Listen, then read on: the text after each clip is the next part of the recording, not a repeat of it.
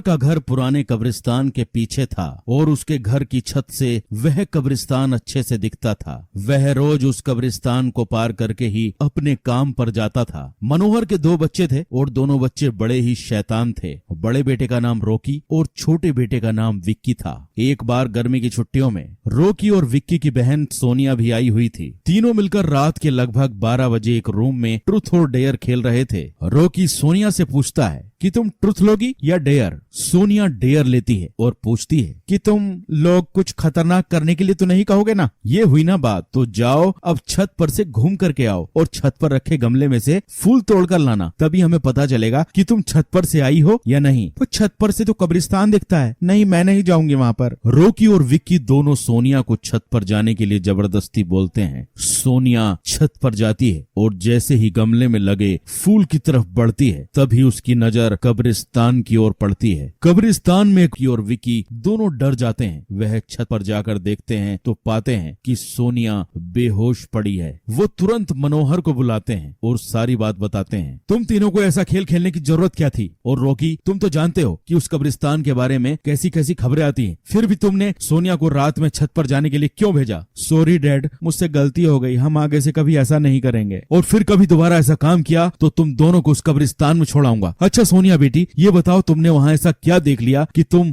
वहीं बेहोश हो गई? सोनिया सहमी हुई हालत में मनोहर को सारी बात बताती है कि उसने क्या देखा। मनोहर ने उस कब्रिस्तान के बारे में ऐसी खबरें पहले भी सुनी हुई थी, इसलिए वह सोनिया को डांटता नहीं है और बच्चों को संभल कर रहने की सलाह देता है। एक दिन मनोहर को काम से छुट्टी मिलने में देर हो जाती है और उस दिन उसे ऑटो भी नहीं मिलता है। वह पैदल ही घर की ओर चल पड़ता है। इधर विक्की और रॉकी दोनों आपस में बात करते हैं। विक्की, तुम्हें क्या लगता है सोनिया ने जो कहा वो सच है? मुझे तो लगता है वो सिर्फ बातें बना रही है, वो उसका भ्रम होगा। अरे नहीं भाई, तुमने उसकी हालत देखी नहीं, एक दिन भी और यहाँ रुकने को तैयार नहीं हुई। मुझे लगता है कि उसने सच में कुछ ऐसा देखा होगा कि चलो हम कब्रिस्तान में जाकर खुद ही देख लेते हैं। अरे भाई, तुम पागल तो नहीं हो गए? मुझे अपनी जान बहुत प्यारी है, मैं कहीं नहीं जाऊंगा और तुम भी मत जाओ। विक्की